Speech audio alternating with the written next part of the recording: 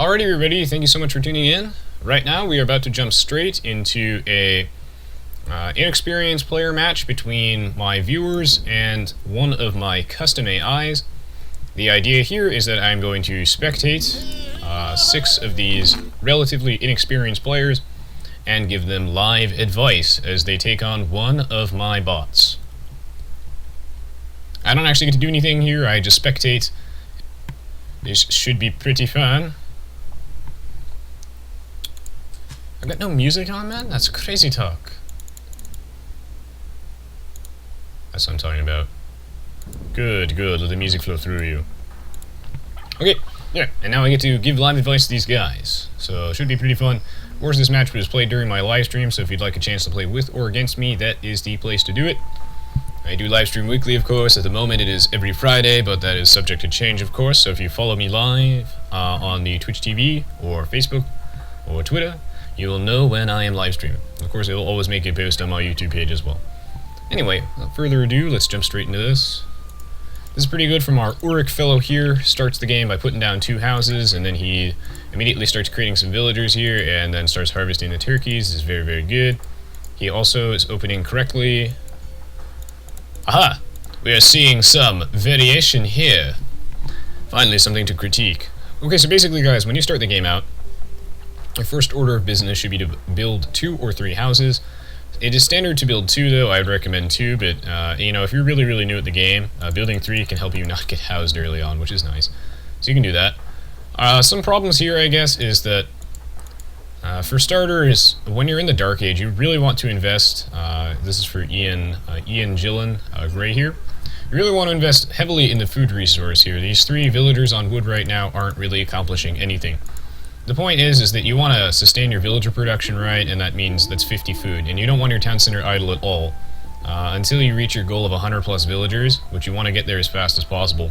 You do not want your town center doing stopping working for any reason. It should either be creating villagers at all times or researching something, and in order to fulfill that goal, you're going to need basically the first 6 villagers that you create on food, and these 3 on wood from our gray fellow here are unnecessary. These guys should all be on sheep, and starting the game off by building a mill is okay, but because at least they're on food, but that's also largely a waste.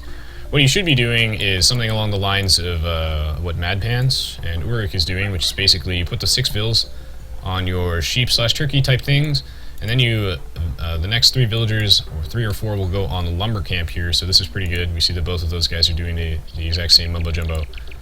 But this is unnecessary, I guess. Also, your first Dark Age building in general should be your lumber camp. There are some exceptions where you would want to put down a mill first, but for the most part, you want to put down your lumber camp before your mill. So if we look at Greedo over here, this is fine too. I do like to see that most of the players here are indeed investing in villagers heavily. This is always good. Everybody's doing the good old boar lure as well. Very nice. Kmart Toaster is in danger of getting housed, though, if he's not careful. That is for certain. So let's see. Okay, that's another house. This is good. Usually what I like to do is I like to, so, you know, I'll put my 6 villagers right on sheep. Then I will send my villagers to my next 3 villagers, or 4 villagers, depending on what strategy you're going for, or player preference comes to mind, is you want to build a lumber camp, right? I'm going to put 3 or 4 villagers in that lumber camp, and then the next villagers, I would say, this is when you should start considering hunting your boar. I like to take my next villager after my lumber camp is saturated with 3 or 4, then build like a house here, and then hunt that boar. Usually I like to get loom before I hunt my boar, and the reason being is, well, sometimes in these bigger multiplayer matches there can be some lag, and it's never really worth it to lose a villager to lag if you can avoid it, but if the game's not lagging and running really smoothly, then you can definitely afford to skip loom, because skipping loom will let you get basically 1 more villager through, which is very good. I think Red got housed here a little bit late in the house. Not a big deal. Basically, every time I grab a boar, that's when I like to create another Dark Age building.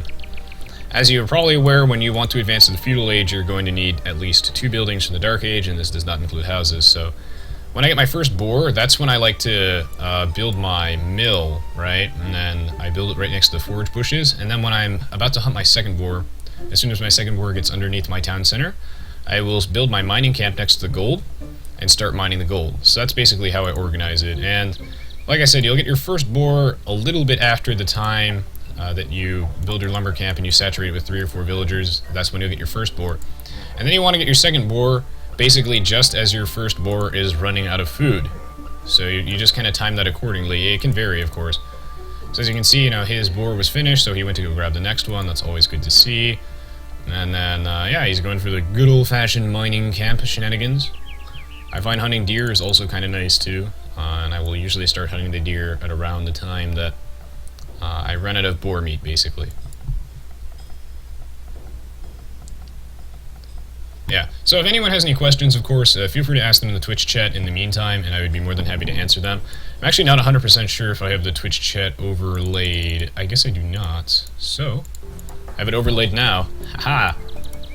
Great success, great success. Let me know if the audio levels and everything are fine too. If the music is too loud and you can't hear me, that's always a problem. So do let me know, do let me know. So yeah, basically it's only going to be one of my bots. And this is a sort of gimped version of my AI. It's designed to be, not necessarily to win, but more designed to be educational. So he will do, I guess, more early rushing shenanigans, but they'll be much weaker. And he likes to spread out the pressure a little bit more. It's more of an educational purpose. And the AI will be playing as the Indians this game. Of course, this is for the Forgotten expansion pack, so... Alright, this is good. Everybody seems to be opening up relatively fine. It looks like there might be some, I guess, instances of idle town centers from some of the players here. I would say that maybe their population might be a little behind. At least that's what it looks like to me. And this is probably too many gold miners, honestly, from our Mad Pants fellow over here. I think that having 4 villagers on gold in the Dark Age is relatively, well, excessive. The general idea in the Dark Age is that the Dark Age is when you set your economic foundation for the rest of the game, guys. So what you want to do is you want to basically base your Dark Age economy entirely off whatever you think you're going to need for the rest of the game. And the idea is that you don't want to stay in the Dark Age for too long, right? So the vast majority of your villagers should be on food and wood. But you never need this many villagers on gold in the Dark Age like Mad Pants has right here. It's completely unnecessary, because what are you going to spend it on, right? It's just wasted villagers, basically. You could just take those villagers, you can put them on wood or food. I would say that in general you only probably need 2 or 3 villagers on a mineral in the Dark Age. And the only reason that you would ever want villagers on, say, gold or stone is that you're going to want to use those resources in the Feudal Age to either advance quickly or do whatever. So like if you're going for a fast Castle Age, you know, having like 2 or 3 villagers on gold will net you that 200 gold that you need around the time that you hit the Feudal Age, and that way you'll be able to advance all nice and whatnot. Alright, Gray here looks like, our Ian Gillen friend, looks like he could definitely use a lot more villagers. It looks like he's pretty behind on the population department. If you open up your Fancy Pants score list over here by pressing the F4 hotkey, then, or just pressing these little flags, you will notice that the players that are behind are definitely lacking in the villager department. Remember, guys, there's the 2 golden rules of Age of Empires 2, and if you follow these, you will go far. If you, 1, try and get your goal of 100 plus villagers as fast as physically possible. That is rule number 1. You should always try and do that. There is no single strategy that you would ever go for that involves you wanting to not make at least 100 villagers. You're definitely gonna need more than 100 villagers, that's for certain, 99% of the time I would say, but you're gonna need 100 plus, absolute minimum of 100, and you want to get that goal as fast as possible, which means your town center, man, it should be pumping out villagers non-stop, until you get to that point, of course. I do like to see some barracks from people. This is always nice, but yeah, they should be producing vills non-stop. Okay, cool. This is my little Indians bot over here. They're very nice. See, I'm not 100% sure what everybody's strategy is going to be, but another thing is you don't want to have to halt your villager production to advance, basically. Like, I can tell that his population, Gray's population over here is honestly kind of behind right now, so, you know, he could remedy this by making more vills. The idea is that you want to advance based on your population and not your... Oh, I just realized that I've got my text on the screen in the wrong location because I was playing League of Legends last. Let me go fix that really quickly. Bam. And then I need this over here. Perfect. Perfect. Okay. Alright, so he's going for archers, definitely. This is good. So now is the time when Green, our Mad Pants fellow over here, could start saturating his gold a lot more, because he's going to need them for archers. But the idea is you don't want to invest too heavily in resources that you aren't going to use at the moment. Ooh, I really like this here from Pistache Newt, is he's using his buildings for a wall off. That's definitely a more advanced tactic, I would say, and always nice to see from people. Gamer Toaster doing that too, always great to see. The best way to deal with my bot, honestly, is to just outboom him, but you're going to have to invest in an early military anyway. So this all revolves around this idea that you're going to want to get that goal of 100 plus villagers ASAP, ASAP. Whatever it takes to get there super quickly is whatever you need to do. So like I said, if you invest all of your villagers on like food and wood in the Dark Age, you should have no trouble advancing to the Feudal Age around at the same time as everyone else. And if you're stockpiling way too much wood, gold, or stone, or whatever, then just shift your villagers onto the good old food resource and you should be able to advance nicely. Yeah, that's twice the rules of resonance. Yes. I'm just trying to keep things super simple, but yeah, there's a lot more you should follow. Should I study math or physics at the university? I can't decide that for you, unfortunately. Yes, step 1 is try and start Aoe2, get pop capped at 15 and 3 failed warlord. Yeah, that's how you play AoE, guys. So yeah, well, one thing that's always nice to do, let's say in the Feudal Age. Ooh, wow, great Castle Age time from Pistache Newt here. One thing to do is, let's say you're thinking you're gonna get attacked in the Feudal Age, right? But you know, you never want to be at a tech disadvantage from your opponent for too long. Like, that's suicide, man. Like, that's how you lose games. So, what you want to do is you want to build some archers in the Feudal Age. Archers are great because they don't cost food. You may have noticed that every other Feudal Age unit, military unit, does happen to cost food, which is a problem that will delay your Castle Age. And the last thing you want to do is you want to be stuck in the Feudal Age for decades while your opponent goes to the Castle Age, because then you're screwed, right? He's going to be pumping out knights, and spearmen suck. You don't want to have to use spearmen against knights. They better be at least pikes, or you're not gonna be able to compete very well. So archers are very good Feudal Age units in the event that you need to defend yourself. It looks like everybody is playing quite well indeed. I just would like to see some more vills from the players, I guess, who are a little more behind. I do like this over here. When you're investing in your archers and skirms, don't forget the fletching upgrade relatively ASAP is pretty darn huge, I would say. So like I said, you should be advancing for the most part off your population, at least for the Feudal and Castle Age.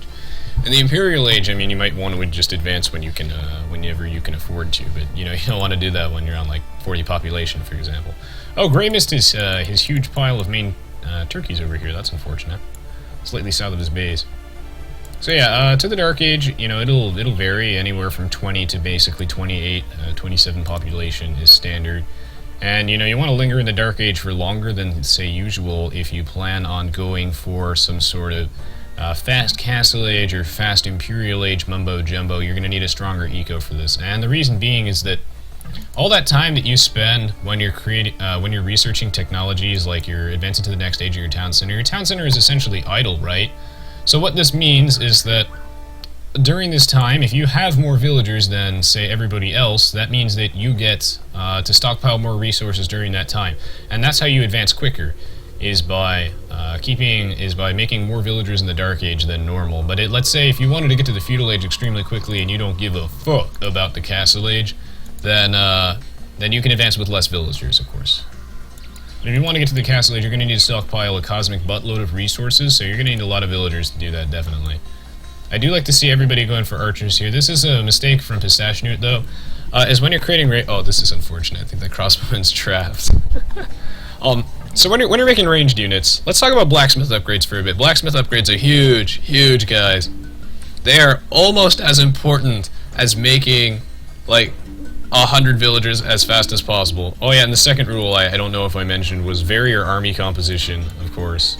You don't want to make one of the same unit. A mono army comp of any unit will get its butt whooped as the game drags on. So anyway, here, When you're making crossbowmen like our pistache newt yellow fellow over here, if you're making ranged units, you want to prioritize the ranged upgrades, the range and attack upgrades of the blacksmith. Blacksmith upgrades are so important. They're like the most important building. It's like, besides like the town center and the house, man, and like mills and lumber camps, obviously. The blacksmith it contains some of the most useful technologies in the game. You will lose every military engagement if you don't research all those blacksmith techs. The question is, what order should you get them in, right? Well, I might want to call off this attack. What is wait for my signal to attack? Wait for my signal to attack. Alright, that'll stop him for a bit. Although at some point he starts ignoring me. But I guess they'll have to send backup to our Uruk fellow as the kamikaze wave is coming in. So anyway, as I was saying, you want to prioritize your range and the fletching, bodkin arrow and whatnot for your ranged units. The reason being is that, well, if you get the first shot off, that's way, way, way better than taking one less damage from a hit. Getting the first shot off is huge, and that will win fights. Everybody better send all their guys to Uruk, though, because Uruk is gonna need all these troops from Mad Pants and everybody. My Indian AI here he's gonna try and forward an archery range. It looks like in a watchtower, so Uruk is gonna need every little bit of help he can get. So I want to see all of Mad Pants' guys come over. I want to see a couple of those knights from Greedo fellow. But yeah, getting the first hit off, absolutely super duper important on the crossbowmen and all the ranged units. Now the other thing to keep in mind is that, let's say your units are melee, right? Like your units are long swordsmen or whatever. Well, then in that case, you definitely want the defense upgrades first. And the reason being for that is that rather than doing one extra damage on your militia or whatever, you will actually ironically do more damage by having a lower attack stat and a higher defense stat. Why? Because let's say if your defense upgrade lets you live another hit, then that means that you get to get a whole nother hit off. That massively improves your damage. Oh, he's gotta kill those crossbows over there. So that massively improves your damage and is very, very important. So the defense upgrades on melees, you wanna tank up a bit. Where's Green's stats? Oh, they're over there. Okay. Good. I like to see these helping out over there. Good stuff. Good stuff indeed. Alright, this is what I really like to see here, is that Mad Pants here managing his military exceptionally. I see some extra town centers here for Mad Pants, and Uruk over here, this is great. One of the first things you want to do when you hit the Castle Age, and I want to see this from our Ian Gillen friend over here, is I want to see another town center. Remember, ooh, good, he's prioritizing those defense upgrades. Really, really good here. But yeah, you wanna get that goal of 100 plus villagers ASAP, right? I don't know why he's ringing that bell. He probably thought that this was an enemy scout or something like that. Yeah, you wanna get that goal of 100 plus villagers, right? You wanna get that ASAP. And how are you gonna do that? Well, if you wanna get there quicker, how about putting down another TC, man? That like doubles the speed at which you can get stuff out. Yo, Mad Pants is gonna have to send more dudes to Uruk. It looks like they really don't like Uruk. Here comes the brand new Elephant Archer unit, guys. If anyone has any questions in the chat, of course, feel free to ask me in this time. I'd be more than happy to answer them, and since I'm not physically playing myself, I can actually afford to read the chat a lot better. So yeah, I like to see that everybody here has at least an extra TC. This is good. You're gonna need it because you gotta get to that goal of 100 plus villagers, right? ASAP. No sense in waiting. Another thing here is if you look at Gray's base, right? While his initial lumber camp was in a great position, his villagers are starting to have to walk an absurd distance, like several times the distance that they had to walk when this lumber camp was first built. So I would like to see him rebuild, I want to see him build another lumber camp right up next to this wood line again. Because when your villagers have to, say, walk, I don't know, we'll go with like 3 extra tiles from their lumber camp to,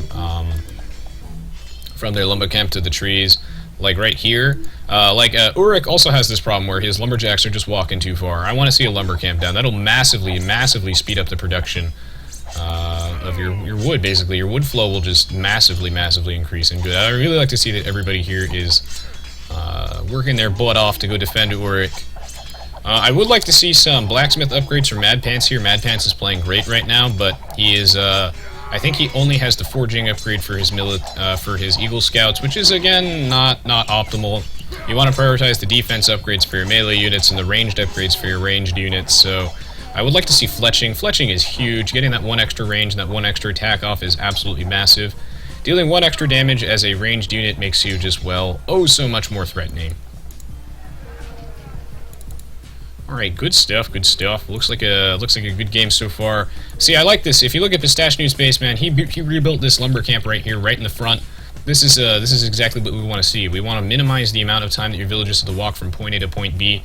Kmart Toaster is doing that right now, which is great.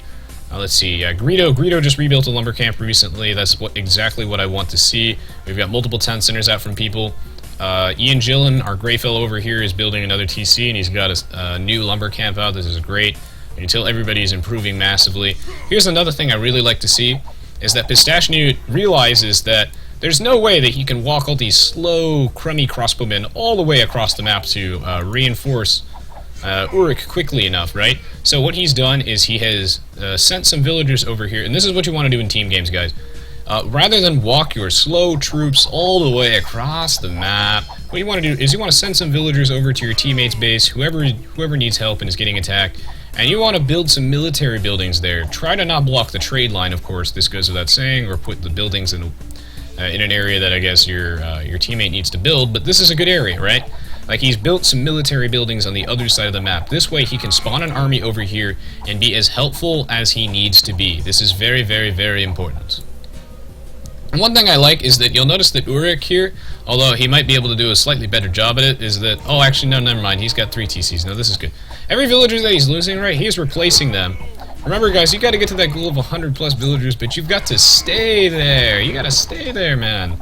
So you're gonna need to replace every single villager that's lost. When you're getting attacked, and you're losing vills, just back your eco up. Like he's doing, like Uruk here, our teal fellow is just backing up his eco, safe and sound outside of the battlefield, because the battlefield's like right here, and he's just building tons and tons of new villagers in the back, and he's just building up off the back of this while he lets his teammates defend him. This is exactly what I want to see. Good stuff, good stuff. I'm going to send some resources to him. Kick up the difficulty a bit. Let's see. Our champion's good because you never see champions in professional games. Fet Now You See Me asks.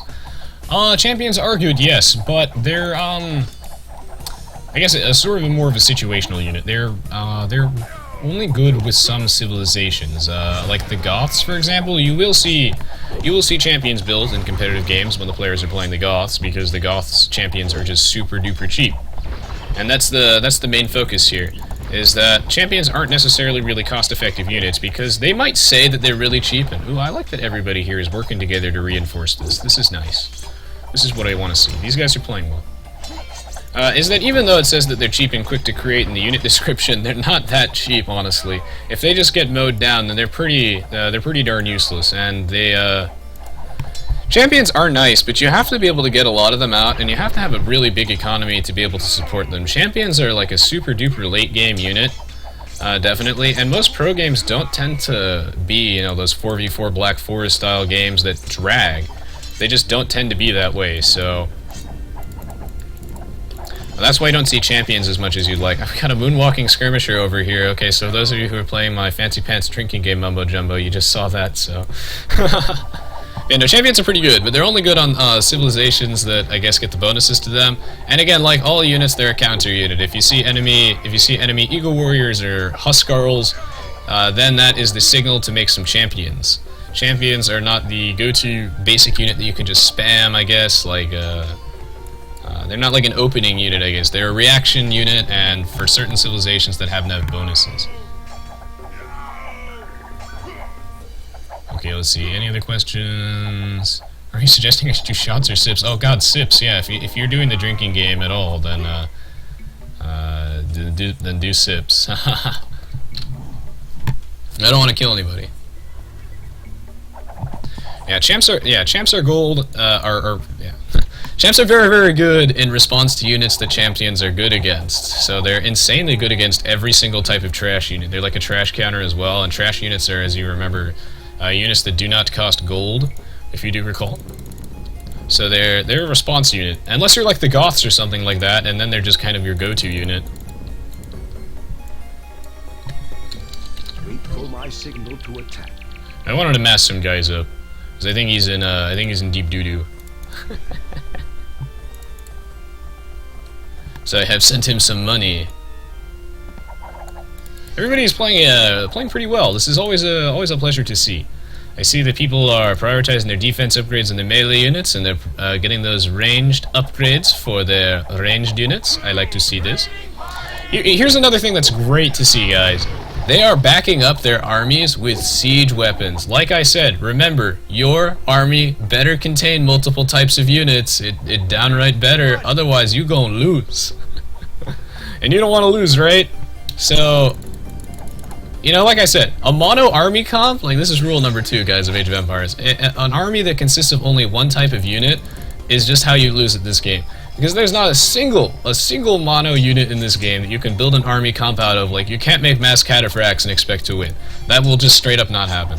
Why? Because even something like mass longbowmen that basically destroys everything will not be able to take out buildings at all. So at the very, very, very least, if you're going to make an army comp that consists of basically only longbowmen, or like one unit like longbowmen, for example, then you have to still supplement it with siege of some sort. You're gonna at least need trebuchets, you're gonna at least need some battering rams, maybe a few onagers, you never know. You're gonna need something. You can't just build one of any unit and expect magic results.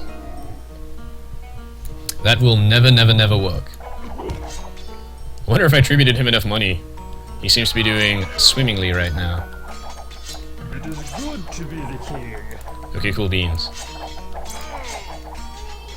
Alright, so it seems like everybody's playing quite well. I like to see this. I also like to see that the players here are building units to their civilization strength. There are just some units that suck on civilization, so you have to vary your army composition not only based on what the opponent is building, but based on whatever your civilization is. Like, for example, you do not want to be building skirmishers and spearmen on the Turks, because they don't even get pikemen or elite skirmishers. A terrible, terrible unit choice, that's for certain. I think if the players in this particular match, if they start grouping up their guys and start applying some pressure, they should be able to win this. But I see that they are actually losing a lot of guys right now. I would like to see perhaps more military. I see that Ian Gillen here, he's got a bunch of these. I do like that he again built barracks over in the other side of the map so he can reinforce easier. This is great. But I would like to see him bring his long swordsmen up to the battlefield. There is definitely a fight going on just at the top of Mad Pants Green's base right now, and I would really like to see Ian Gillen here make sure that he reinforces this. I think he can get a lot of work done. There's a very threatening amount of troops moving in here, and it would be very, very good if they could get reinforced. So basically, the reason that you want to get that goal of 100 plus villagers ASAP is what you're going to do is you're going to need a strong eco before you can make a strong military. You're going to really... It's the kind of thing that you have to eyeball it, but you have to get a feel for it. But basically, if you're making military right and you're just running out of money, well, that's why. If you're running out of money, then that's because your eco is too weak and you just need to make villagers. So if I'm like massing eco warriors right and I keep running out of gold, that means I need more gold miners and more trade cards. I need to improve my gold income. I see Ulrich has a lot of idle knights over here too. These could be used. I don't know why Ian Gillen is backing up. He should really be fighting here. It's good. I see that people are varying their army composition, especially when you're new. Ooh, Greedo's got a ton of knights. This could be good. This could be what we need. Everyone's going to have to work together here and actually fight if they want to win. I don't know why Ian Gillen and Ulrich aren't using their guys. Right, and Teal, use your troops.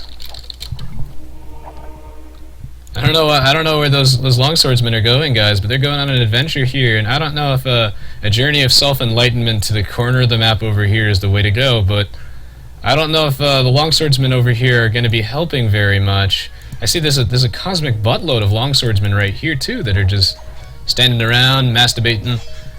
We've got all these idle Ulrich knights over here, and... Oh! The journey of self-enlightenment continues. Oh, no, never mind. The journey of self-enlightenment has ended. Alright, good stuff, good stuff. Everyone's playing pretty well. I do like to see this.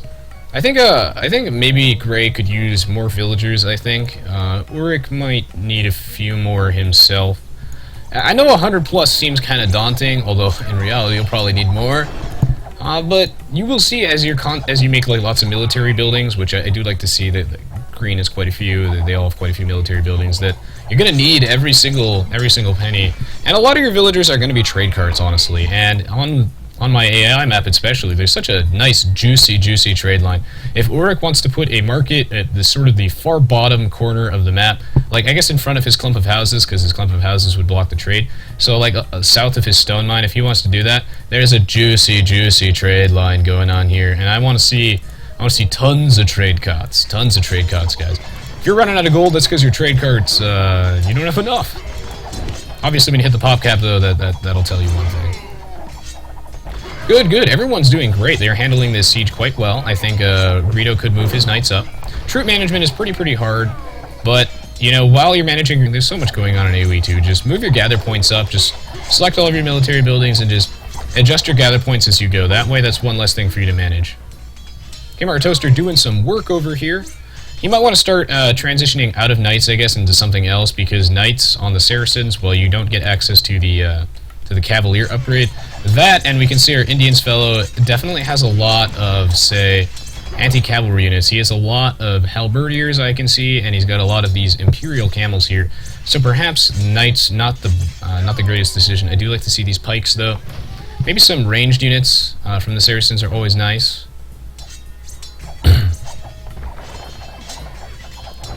Yeah, this is good. I see people are varying their army compositions. That's nice. In a team game, you don't have to vary it nearly as much as it was in a one-on-one.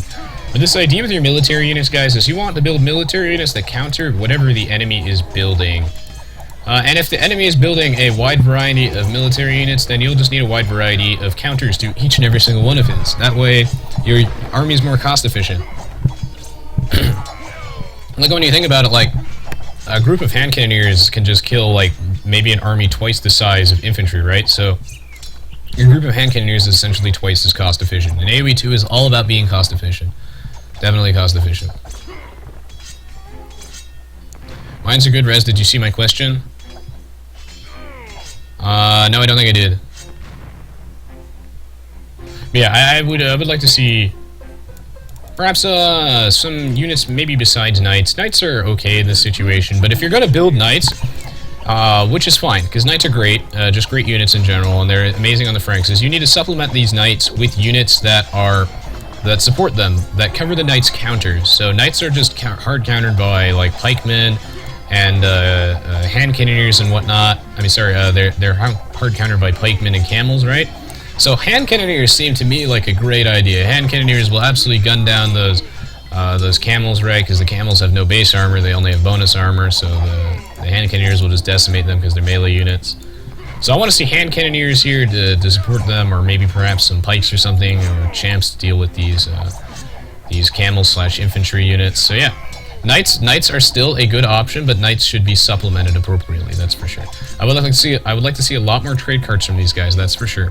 You got to keep your gold income rolling. And Green's massing up all these troops here, but he could really use them in the front line. Otherwise, Greedo's knights will just die for nothing. His knights need meat shields, and these skirms make great little fancy pants meat shields.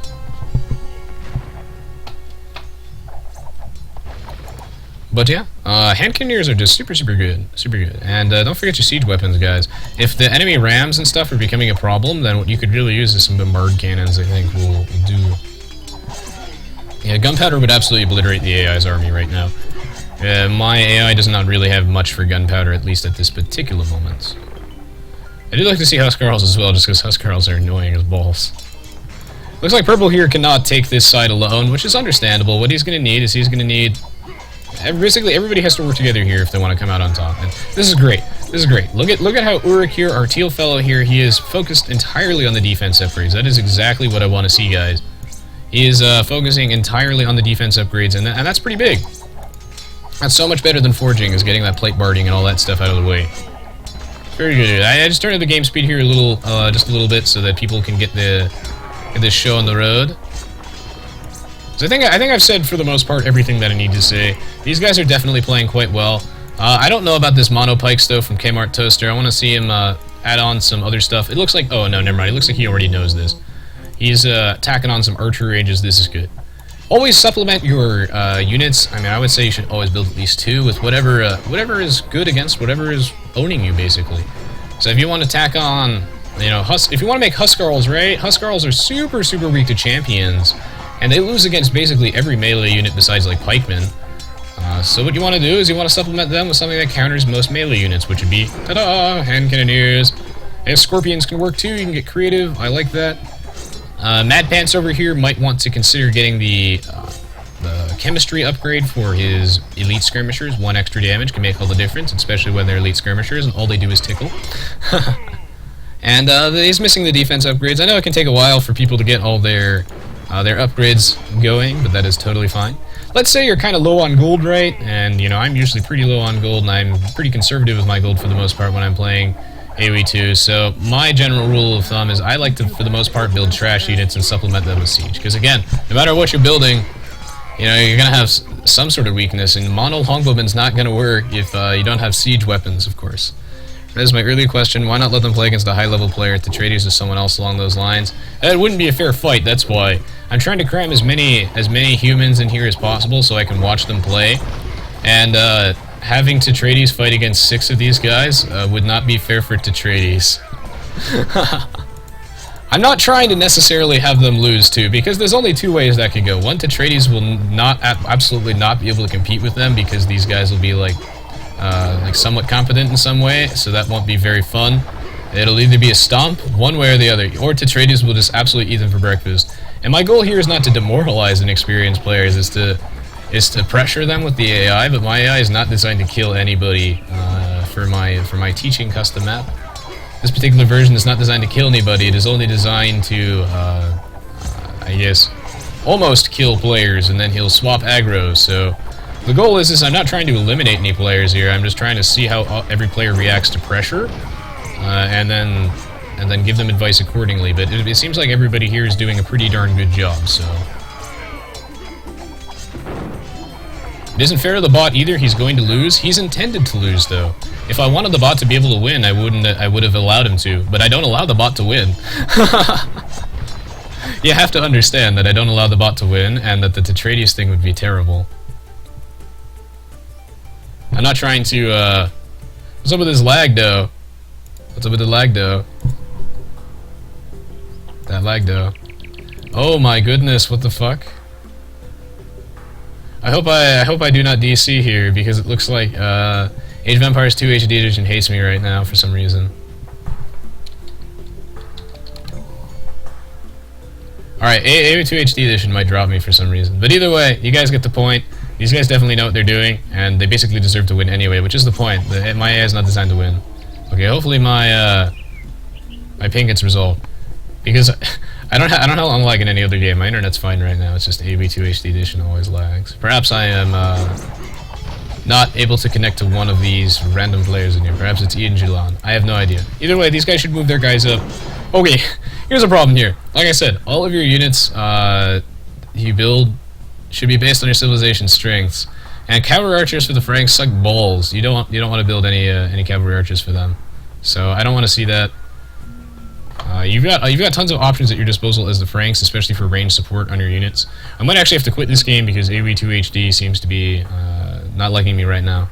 Either that or some of the members in this game are lagging. I have no idea.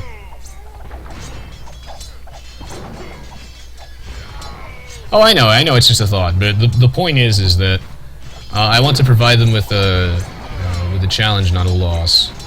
If I wanted them to lose, I would have set it 1 on a higher difficulty, and 2, I would have allowed my AI to win, but I have actually basically disabled that part of it. PopCap should really reduce. I don't think this is an issue of PopCap, I think this is just lag. I don't think this is, I don't know actually why my Age of Empires 2 HD Edition is not working. But if I have to resign, that's fine. I mean, I've already done my part. These guys have, I think they've learned a lot. Whoa, Greedo's still in the Castle Age, actually. That's not super great. One thing that he could work on, I guess, our Greedo fellow over here is, again, some of his villagers that are chopping wood just have to walk for decades. That's not so good. I want to see some new lumber camps. Lack of gather points from Greedo right now. If he wants to take these archer ranges and these stables, okay, it looks like the lag has been resolved. And he wants to set the gather point up at the battlefield, that's great, because all these guys right now, they're doing nothing. Obviously, you know, streaming your units in 1 by 1, if they're just dying, then you want to mass them up first, but I see so many idle military units back here, and since they're winning right now, they don't want to give up any momentum. I want to see Greedo Ian Gillen and all those guys who are just massing up guys in the back, send those guys in. Don't let up any of the momentum that you have. If you start losing momentum, of course, then that's when you start massing your guys up, but you know, the cavalry archers here from the Franks, Frank cavalry archers suck. They don't get bloodlines, they don't get, I don't think they even get bracer, I don't think they get the max level defense upgrade either for them, so I don't think they even get Parthian tactics. They do get heavy cavalry archers though, that's a step, but if you want range support for your knights and whatnot, I mean, if you're in the castle age, crossbows are probably a better idea. They're cheaper for one, and the hand cannoneers are just the ideal supplement for your Franks. So I would say that a combination of like okay, it looks like Ian Gillen might be lagging a bit, I don't know. So some hand cannoneers combined with whatever your cavalry is and some halberdiers is just really strong for the Franks. If the game is lagging a bit, I guess I'll just resign at some point because I don't think they really need to fully continue this match, although they are very close to winning, so it would be nice if the match does complete. But they have basically won, which is the point of this, is I just wanted to see how everybody reacts to pressure. Okay, so yeah. Wow, Kmart Toaster has almost all those upgrades. This is good. I would like to see some more gold-intensive units from him. I'm all for trash from Kmart Toaster, man, and I like to build mostly trash units myself, but you always got to supplement them with siege. So if he's going to go for this all-trash army mumbo-jumbo, I want to see some bombard cannons to back these up. And again, we got a cosmic buttload of idle guys here. If these guys really want to end this game, they got to send their guys to the front line. They're just not doing anything right now. When's the next Pokemon live stream? TurboGod asks. I'll do the next Pokemon live stream on Sunday. Yeah, I'll probably tone down the population for the, because maybe some people can't handle it. I'll probably tone down the population, I guess. Maybe set to like 400 or something like that. I might just resign here. I see no point in me at least continuing. These guys have won. I can even let them finish their match if need be. But if for some reason I'm lagging, I don't want to keep them in this. So I'll just resign here. But anyway, that's basically the general rule of thumb here. And these guys did a great job. Is just remember those 2 golden rules, which is make 100 plus villagers ASAP, right? And then you want to get your goal of varying your army composition. Varying your army composition is huge. And these guys did a great job at it. I could see maybe some improvement with their military management, like gather points, keeping those troops at the front line, and perhaps a little bit on the eco management. Get an extra TC out a little sooner, and then get that market trade rolling a little more, perhaps. But no, they did a very good job, and that was a very entertaining thing to watch. And I hope that not only the players in this match, but that you guys watching this learned a little bit from that, and I hope you guys found this helpful. And as usual, if you enjoyed that particular video, don't forget to check out the rest of the stuff on my YouTube channel, as well as my Twitch page, my Twitter page, and my Facebook pages. I do have plenty of other videos that you might find entertaining if you like this one. So yeah, thank you for watching. If you're watching this on YouTube, I will say that I'll see you in the next video, but if you're watching me on Twitch, obviously my live stream is far from over. So we will get back to the Age of Empires fun very soon.